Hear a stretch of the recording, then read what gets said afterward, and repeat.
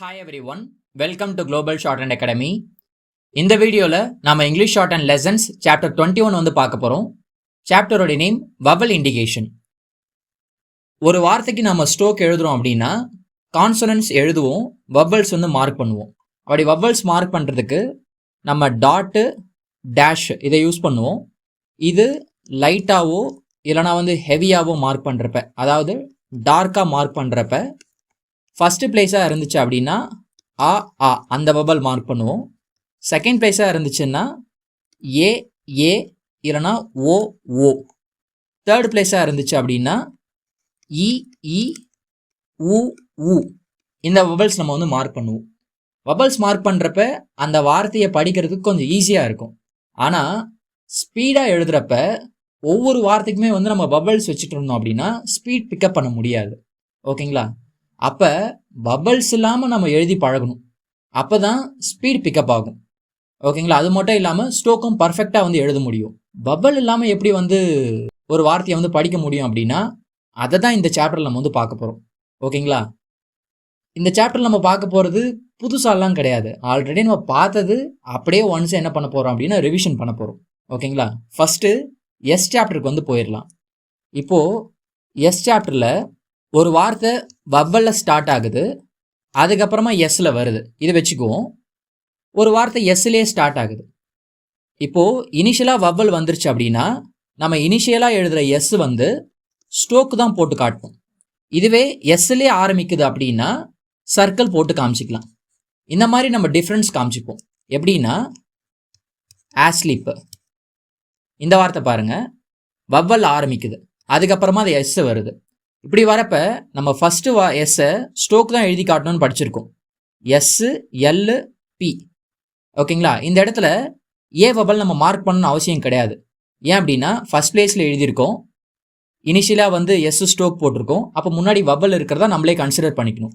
இதுவே ஸ்லீப் என்ற வேர்டு பாருங்கள், இதை நம்ம வந்து இப்படி எழுத மாட்டோம். ஓகேங்களா?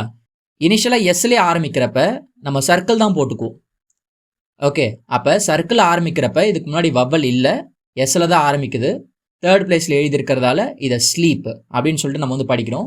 இங்கே நம்ம வவல் மார்க் பண்ணல, ஸ்ட்ரோக்கில் ஆரம்பிச்சிருக்கிறதால நம்ம வந்து இதை ஆஸ்லீப் அப்படின்னு சொல்லிட்டு நம்ம வந்து படிக்கிறோம். முன்னாடி வவல் இருக்கிறத நம்மளே கன்சிடர் பண்ணிக்கிறோம். இன்னொரு எக்ஸாம்பிள் பார்க்கலாம். Assume some. இங்கேயுமே ஏ எஸ், இங்கே எஸ்ஸில் தான் ஆரம்பிக்குது. இந்த எஸ்ஸை நம்ம எப்படி எழுதணும்னா ஸ்ட்ரோக் தான் போட்டு காட்டணும். அப்போ எஸ்ஸு எம் இப்படி நம்ம வந்து எழுதுகிறோம். சம்மை வந்து எஸ்ஸு எம், எஸ்ஸில் தான் ஆரம்பிக்குது, அதனால சுழி நம்ம வந்து போட்டுக்கிட்டோம், சர்க்கிள். ஓகேங்களா? இங்கே ஸ்ட்ரோக் எழுதியிருக்கிறதால முன்னாடி வவல் இருக்கிறதா நம்ம கன்சிடர் பண்ணிக்கணும். ஃபர்ஸ்ட் பிளேஸில் எழுதியிருக்கிறதால ஆ வவல் இருக்குது. அப்போ நம்ம படிக்கிறப்ப இங்கே வவலே மார்க் பண்ணலனாலும் அஸ்யூம் அப்படின்னு சொல்லிட்டு படிக்கிறோம். இங்கே சர்க்கிள் ஆரம்பிக்கிறதால இதை நம்ம வந்து சம் அப்படின்னு சொல்லிட்டு நம்ம வந்து படிக்கிறோம். ஓகேங்களா? இப்படி வவலே நம்ம வந்து மார்க் பண்ணாமல் எஸ் எழுதுகிற விதத்தை வச்சுக்கிட்டு முன்னாடி வவல் இருக்கா இல்லையா அப்படின்றத நம்ம வந்து கண்டுபிடிச்சிடலாம். இதே மாதிரி தான் ஆறுமே. வவலில் ஒரு வார்த்தை ஸ்டார்ட் ஆகுது, அதுக்கப்புறமா ஆறு வருதுன்னா நம்ம டவுன்வர்ட் ஆர் வந்து யூஸ் பண்ணுவோம். இதுவே அந்த வார்த்தையை ஆறில் தான் ஸ்டார்ட் ஆகுதுன்னா மோஸ்ட்லி நம்ம அப்வர்ட் ஆர் வந்து யூஸ் பண்ணுவோம்.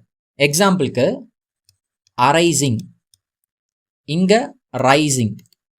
இந்த வார்த்தை பாருங்கள், இதில் ஆ ஆர் இருக்குது. அப்போ எழுதுகிறப்ப அரைசிங் இப்படி தான் நம்ம வந்து எழுதணும். இந்த ஆ வவல் நம்ம மார்க் பண்ணணும்னு கிடையாது.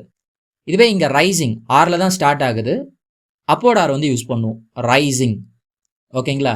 இங்கே ஆ நம்ம மார்க் பண்ணலனாலும் டவுன்வர்ட் ஆர் யூஸ் பண்ணியிருக்கிறதால இங்கே ஆ இருக்கிறதா கணக்கு, ஃபஸ்ட் பிளேஸில் இருக்கிறதால.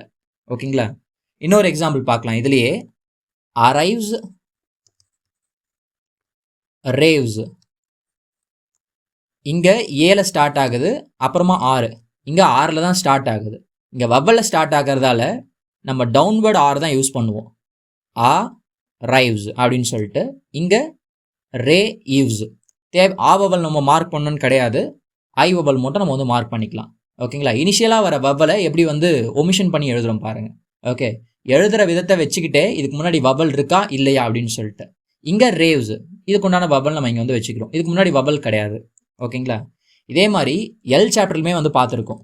எல்லுமே ஆரம்பத்தில் வவல் வந்துடுது, அதுக்கப்புறமா எல் வருது அப்படின்னா நம்ம வந்து டவுன்வர்ட் எல் வந்து யூஸ் பண்ணுவோம், கீழ்நோக்கி எழுதுறது. இதுவே எல்லில் தான் அந்த வார்த்தையே ஸ்டார்ட் ஆகுதுன்னா நம்ம அப்வர்ட் எல். எக்ஸாம்பிளுக்கு அலாங், இங்கே லாங், இங்கே ஏ எல், அதனால மேலேருந்து கீழே வவலில் ஸ்டார்ட் ஆகிறதால. அதுக்கப்புறமா இங்கே லாங்கு, கீழே இருந்து மேலே, அப்புறமா இங்கு. ஓகே, இங்கே ஆ வவல் நான் வைக்கவே இல்லை. ஓகேங்களா, மேலேருந்து கீழே வரதால இது அலாங்கு அப்படின்னு நம்ம வந்து படிச்சிடுறோம். இங்கே கீழே இருந்து மேலே போகுது, அப்போ முன்னாடி வவல் கிடையாது, அதுக்கப்புறமா தான் வவல் வருதுன்ற மாதிரி. ஸோ லாங்குக்கு உண்டான வவல் நம்ம மட்டும் வச்சிடுறோம். அடுத்து இதில் இன்னொரு எக்ஸாம்பிள், அலைக்கு லைக்கு. இதில் ஆஸ் யூஷுவல் வவலில் ஸ்டார்ட் ஆகிறதால நம்ம டவுன்வர்ட் எல் வந்து யூஸ் பண்ணுறோம். லைக்கில் எல்லில் தான் ஸ்டார்ட் ஆகிறதால அப்வர்ட் எல் வந்து யூஸ் பண்ணணும். அலைக்கு எப்படி எழுதுறது பாருங்கள், எல் டவுன்வர்டாக எழுதிட்டு கே, அந்த ஐ வவல் மட்டும் வச்சா போதும், முன்னாடி வவல் இருக்கிறதா கணக்கு, ஃபர்ஸ்ட் பிளேஸில் எழுதியிருக்கிறதால ஆ வவல் இருக்குன்னு சொல்லிட்டு. லைக்குன்றது நம்ம இப்படி எழுதிடலாம். ஓகேங்களா, இப்படி வவலே மார்க் பண்ணாமல் எழுதுகிற விதத்தை வச்சுக்கிட்டே நம்ம வந்து என்ன பண்ணலாம், வவலை வந்து காட்டலாம். இதை தான் வந்து சொல்கிறாங்க வவல் இண்டிகேஷன் சொல்லிட்டு. இன்னும் சில வார்த்தைகளுக்குமே இப்படி கண்டுபிடிக்கலாம். இப்போ டபிள்யூ, இதை நம்ம வந்து வேன்னு சொல்லிட்டு எழுதுவோம் இப்படி. தென் இன்னொரு விதமாகவும் எழுதுவோம், இந்த மாதிரி right semi circle. Okay, vowel வந்துச்சு அப்படின்னா, வேக்கு முன்னாடி வவல் வந்துச்சு அப்படின்னா நம்ம இந்த ஃபார்ம் தான் யூஸ் பண்ணுவோம். இதுவே வவல் வரல அப்படின்னா, வேலை தான் ஸ்டார்ட் ஆகுதுன்னா மேபி நம்ம இப்படி கூட எழுதலாம். எக்ஸாம்பிளுக்கு அவேர், ஆல வவலில் ஸ்டார்ட் ஆகுது, அதனால் நம்ம எப்படி எழுதுகிறோம்னா இப்படி எழுதிட்டு அப்வர்ட் ஆறு. ஓகேங்களா, அவேர், இந்த வவல் மட்டும் நம்ம வந்து வச்சுக்கிறோம், முன்னாடி ஆ வவல் நம்ம வந்து வைக்கல. இதுவே வேர், வேலை தான் ஸ்டார்ட் ஆகுது, அதனால் நம்ம இப்படி எழுதிடுறோம். ஓகேங்களா, இன்னொரு எக்ஸாம்பிள் அவேக், வேக், வவலில் ஸ்டார்ட் ஆகுது, அதனால் எப்படி எழுதுவோம்னா வே கே, அவேக், ஆ வவல் வைக்கல. இங்கே வேக்கில் வேலை தான் ஸ்டார்ட் ஆகுது, அதனால் எப்படி எழுதிட்டு கே எழுதிடுறோம், வேக். ஓகேங்களா, இன்னொன்றும் இருக்குது, அது என்ன அப்படின்னா WH + L, இதை ரெண்டு விதமாக எழுதுவோம். ஒன்று வந்து WH இப்படி எழுதிட்டு டவுன்வர்ட் எல், இன்னொன்று வந்து எல் கூடைய இனிஷியலாக லார்ஜ் ஓகே எழுதுறது, இதுவும் WHL தான். ஓகேங்களா, வவலில் வந்துச்சு அப்படின்னா, வவல் வந்து அதுக்கப்புறமா WHL வந்துச்சு அப்படின்னா இந்த ஃபார்ம் யூஸ் பண்ணுவோம். WHL தான் ஸ்டார்ட்டே ஆகுது அப்படின்னா இந்த ஃபார்ம் வந்து யூஸ் பண்ணுவோம். எக்ஸாம்பிளுக்கு அவைல், வைல், அவைல் வந்திருக்கு, ஆ வவல் வந்திருக்கு, அதனால் நம்ம என்ன பண்ணுவோம் அப்படின்னா அவைல் இப்படி தான் நம்ம வந்து எழுதுவோம். ஆ வவல் மார்க் பண்ணணும்னு அவசியம் கிடையாது. வைலுக்கு வைல் இப்படி நம்ம வந்து எழுதுவோம். ஓகேங்களா, இப்படி இனிஷியலாக வர வவலை கான்சனன்ஸ் எழுதுகிற விதத்தை வச்சுக்கிட்டே நம்ம வந்து அங்கே வவல் இருக்கா இல்லையா அப்படின்றத கண்டுபிடிக்க முடியும். அதே மாதிரி ஃபைனலாகவும் வர வவலை மார்க் பண்ணாமல் அதனுடைய முன்னாடி இருக்கிற கான்சனன்ஸ் வச்சுக்கிட்டே நம்ம வந்து கண்டுபிடிக்கலாம் இந்த இடத்துல வவல் வருமா வராதான்னு சொல்லிட்டு. அதே எஸ் சாப்டருக்கு வந்து போவோம். இப்போ லெஸ்ஸி, லெஸ், இந்த ரெண்டு வார்த்தையை எடுத்துக்கலாம். இதில் ஃபைனலாக வவல் வருது, இங்கே வவல் வரல, எஸ்ஸில் தான் முடிஞ்சிருது. ஓகேங்களா, லாஸ்ட்டில் வவல் வந்துச்சு அப்படின்னா அந்த எஸ் வந்து ஸ்டோக் எழுதணும், எஸ்ஸு இ, இந்த இடத்துல எஸ்ஸோட முடிஞ்சிருது. அப்போ இந்த இயை மார்க் பண்ணுறதுக்கு கண்டிப்பாக நம்ம வந்து எஸ் ஸ்டோக் வந்து போடணும். அப்போ எப்படி எழுதுறதுன்னா லே சி, இந்த இ வவல் வந்து மார்க் பண்ணணும்னு அவசியம் கிடையாது. ஓகேங்களா, வவல் வந்திருக்கிறதால தான் நம்ம வந்து ஃபுல் ஸ்டோக் வந்து எழுதியிருக்கோம். ஆனால் இங்கே இப்படி சர்க்கிள் போட்டு முடிச்சிடலாம், லெஸ் அப்படின்னு சொல்லிட்டு. உங்களுக்கு புரியுதுங்க இல்லையா? அடுத்து எஸ்டி லூப் கான்செப்டில் வர வவல் இண்டிகேஷனுமே வந்து பார்க்கலாம். ஃபஸ்ட்டு வார்த்தை டேஸ்டி, அடுத்த வார்த்தை டேஸ்ட். இதில் எஸ்டியோட முடிஞ்சு போகுது, ஆனால் இங்கே எஸ்டிக்கு அப்புறமா வவல் வருது பாருங்க, இ வவல் வந்து வருது. அப்படி வரப்ப நம்ம எஸ்டி லூப் வந்து யூஸ் பண்ணக்கூடாது. ஓகேங்களா, டேஸ்டி இந்த மாதிரி வந்து ஃபுல் ஸ்டோக் நம்ம வந்து எழுதணும்.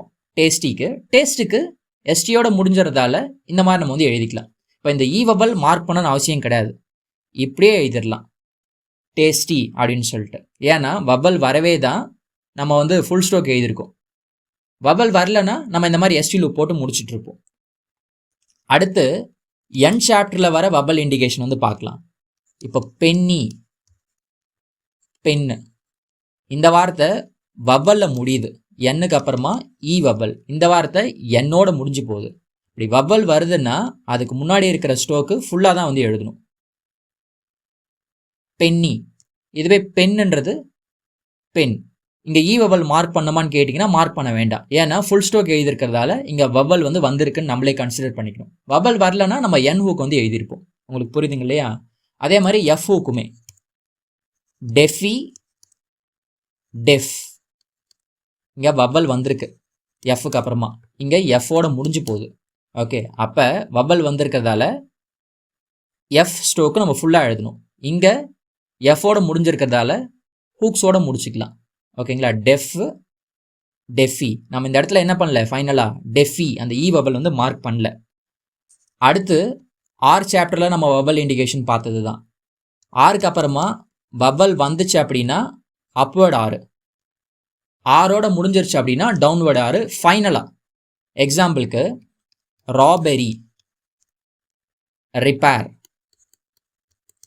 இங்கே ஆருக்கு அப்புறமா இ வவல் வருது, இங்கே ஆரோட முடிஞ்சிருது. அப்போ ரா ப ரி இப்படி நம்ம வந்து எழுதுவோம். ரிப்பேர்ன்றது ஆர் இப்பு டவுன்வேர்ட் ஆறு. ஓகேங்களா? இப்படி எழுதி இங்கே வவல் வருதா இல்லையா அப்படின்றத நம்ம வந்து கண்டுபிடிக்கலாம். இன்னொரு எக்ஸாம்பிள் இதுலேயே வந்து பார்க்கலாம். சாரி, சோர். ஆருக்கு அப்புறமா வவல் வருது, இ வவல், இங்கே ஆரோட முடிஞ்சு போகுது. அப்போ சாரி, வவல் வைக்கணுமான்னு கேட்டிங்கன்னா வைக்க வேணாம். வவல் வரவே தான் நம்ம வந்து அப்வர்ட் ஆர் வந்து யூஸ் பண்ணியிருக்கோம். சோறுன்றது டவுன்வேர்ட் ஆர், சோர், இப்படி நம்ம வந்து எழுதிடுவோம். ஓகேங்களா? இன்னொரு எக்ஸாம்பிள் ஒரி, ஓர். ஒரின்றது வவலோட முடியுது, ஓர்ன்றது ஆரோட முடியுது. ஆர் ப்ளஸ் வவல் அப்படி வந்துச்சுன்னா நம்ம அப்வர்ட் ஆரை வந்து யூஸ் பண்ணுவோம், ஒரி அப்படின்னு சொல்லிட்டு.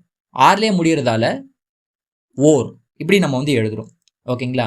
அடுத்து எல் கான்செப்டில் வர வவல் இண்டிகேஷன் வந்து பார்க்கலாம். எண்டிங்கில் எல்க்கு அப்புறமா வவல் வந்துச்சு அப்படின்னா அப்வர்ட் எல் எழுதுவோம், கீழே இருந்து மேலே போகிற மாதிரி. இதுவே எல்லே முடிஞ்சிருச்சு அப்படின்னா டவுன்வர்ட் எல் வந்து எழுதுவோம். எக்ஸாம்பிளுக்கு ஃபாலோ, ஃபால், இந்த ரெண்டு வேர்டு பாருங்கள். இங்கே எல்லுக்கு அப்புறமா ஓ வவல் வந்திருக்கு, இங்கே எல்லோட முடிஞ்சு போகுது. அப்போ ஃபா லோ இப்படி நம்ம வந்து எழுதுவோம். இந்த ஓ வவல் மார்க் பண்ணணும்னு கிடையாது. ஓகேங்களா? ஃபாலில் எஃப் எல் டவுன்வர்டாக எழுதியிருக்கிறதால எல்லுக்கு அப்புறமா வவல் கிடையாது. ஸோ நம்ம ஃபால்னு படித்து முடிச்சிடலாம். ஆனால் இங்கே அப்போடா எழுதியிருக்கிறதால ஃபாலோ, எல்லுக்கு அப்புறமா ஒரு வவல் வருது போல இருக்குது அப்படின்னு சொல்லிட்டு நம்மளே கன்சிடர் பண்ணி ஃபாலோன்னு சொல்லிட்டு படிக்கணும். இந்த ஓ வவல் நம்ம மார்க் பண்ணணும்னு அவசியம் கிடையாது. ஓகேங்களா? இன்னொரு எக்ஸாம்பிள் பார்ப்போம். Scaly, scale.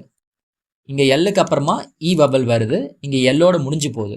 அப்போ ஸ்கேலி எப்படி எழுதணும் அப்படின்னா ஸ்கேலி, இங்கே இ வவல் மார்க் பண்ணுமா, தேவை கிடையாது. ஸ்கேல், டவுன்வர்ட் எல், இங்கே மேல் நோக்கி எல் எழுதி வச்சுருக்கோம், இங்கே வந்து கீழ் நோக்கி எழுதி வச்சுருக்கோம். கீழ் நோக்கி எழுதுறப்ப வவல் வரல, மேல் நோக்கி எழுதுறப்ப அது பக்கத்தில் ஒரு வவல் இருக்குது அப்படின்னு சொல்லிட்டு. Last example yellow, L. Okay, இங்கே எல்க்கு அப்புறமா ஓ வவல் வந்திருக்கு, இங்கே எல், அவ்வளோதான். அப்போ எல்லோன்னு வரப்ப எல்லோ, ஏ லோ, இப்படி நம்ம வந்து எழுதி வச்சுருக்கோம். எல்லுன்னு வரப்ப ஏ எல், எல்லோ எல். ஓகேங்களா? இப்படி நம்ம இனிஷியலாவோ ஃபைனலாவோ கான்சனன்ஸ் எழுதுகிற விதத்தை வச்சுக்கிட்டு அதனுடைய வவல்ஸை வந்து மார்க் பண்ணாமே நம்மளால் வந்து படிக்க முடியும். ஓகேங்களா? இதுதான் இந்த சாப்டர்.